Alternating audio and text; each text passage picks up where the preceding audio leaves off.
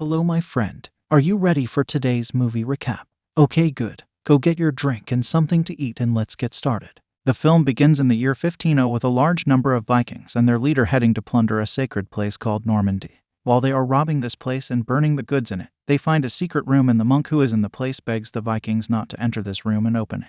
But the Vikings did not care about the monk and entered the room hoping that they would find gold or silver, but they did not find any of these things, and they found in this room a terrifying and frightening wolf. Surprisingly, they decided to take him with them. There is an old legend that says that this wolf is not just an ordinary wolf, but a wolf from hell. The Vikings were not aware of this legend, and they took the wolf with them and brought it back to the country of Norway. But the surprise was that when the Viking ships reached the shores, everyone in them was dead, and the wolf reached the shores of Norway. And from that moment on, evil and terror began to spread. Almost 1,000 years after these events, we see Norway in our time, and we see a beautiful girl named Sally, and who lives with her family. And my uncle lives with her mother, Liv, and her stepfather, whose name is Arthur. We discover that Sally's sister, Jenny, is deaf and mute, but her family can communicate with her normally without problems. Sally stays with her sister until she receives a message from her close friend, whose name is Jonas, and Jonas asks her to go out with him for a while. Sally likes the idea and prepares herself to go out with him.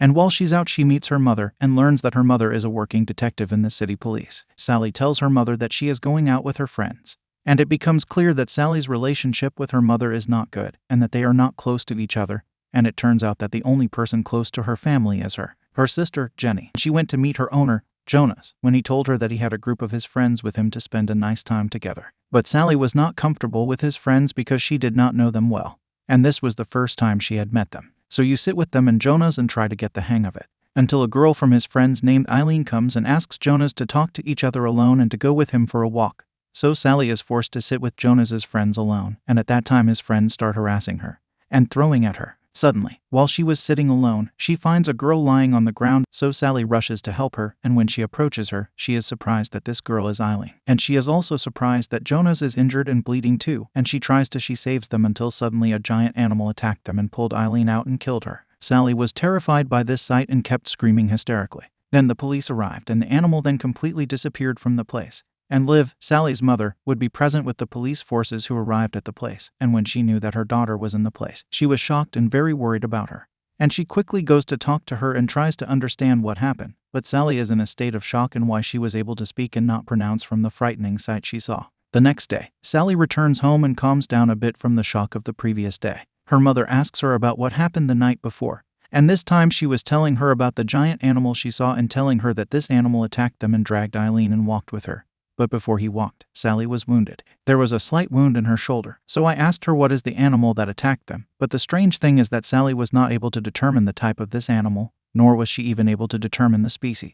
Her mother noticed the tension on her and did not pressure her more and left her to rest. And she went to investigate Jonas and his friends, and interrogated all the children, and they all say that they were drinking alcohol, and no one saw what happened, so you do not benefit from them in any way. But you stress them all. They do not leave their homes except for necessity, and they take good care of themselves until they know what exactly happened here and make sure everyone is safe. And when night comes, she prefers to investigate this case continuously, and suspects that the animal that attacked her daughter and her colleagues is still a wolf, and this is because of the shape of its feet, which resemble the footprints they found at the scene of the accident. But of course this is just a conclusion from Liv and there is no evidence for her words. The second day, Liv woke up to a sudden news, which is that they found Eileen's body and moved it to the morgue. So she was shocked because she had hoped that Ellen was still alive, and she prepared herself and went to the morgue immediately to see Eileen's body there, with a very terrifying view. And it would be a body with no place Salim, and her whole body will have bite marks and giant wounds, and her hands will also be separated from her body, and she will die in a very ugly way. The doctor is trying to help them and gives them the address of a person named William.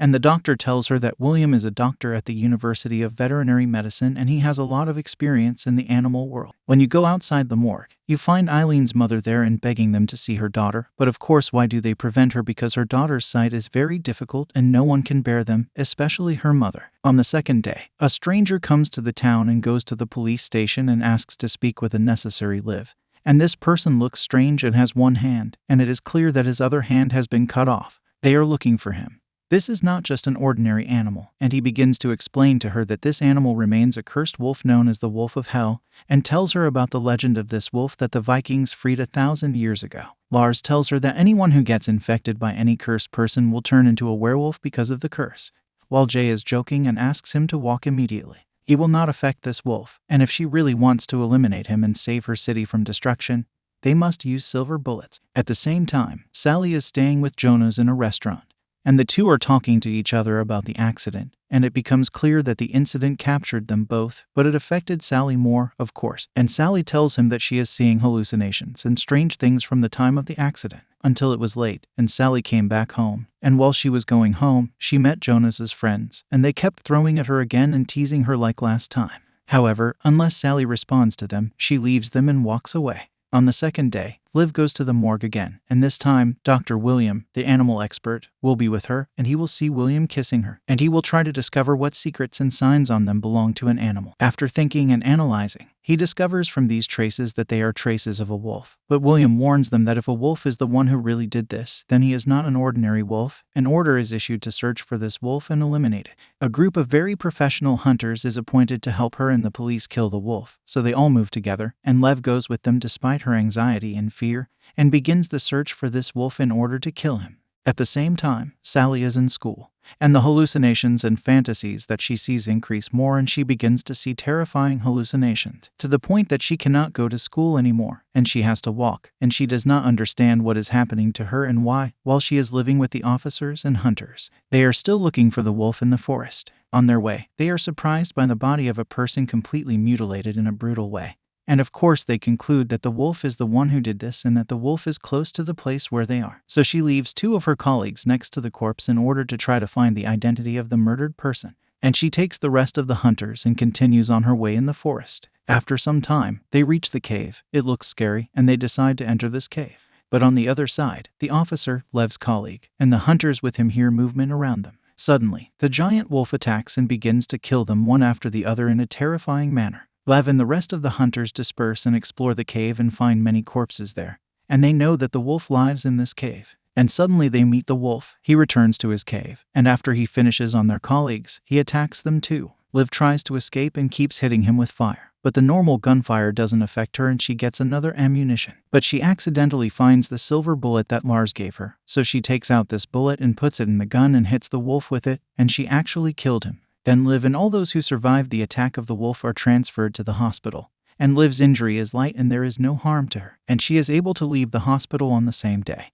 And the night comes, and little Jane notices that her sister Sally is moving while she is sleeping. So Jenny goes to help her sister and returns her to the room again.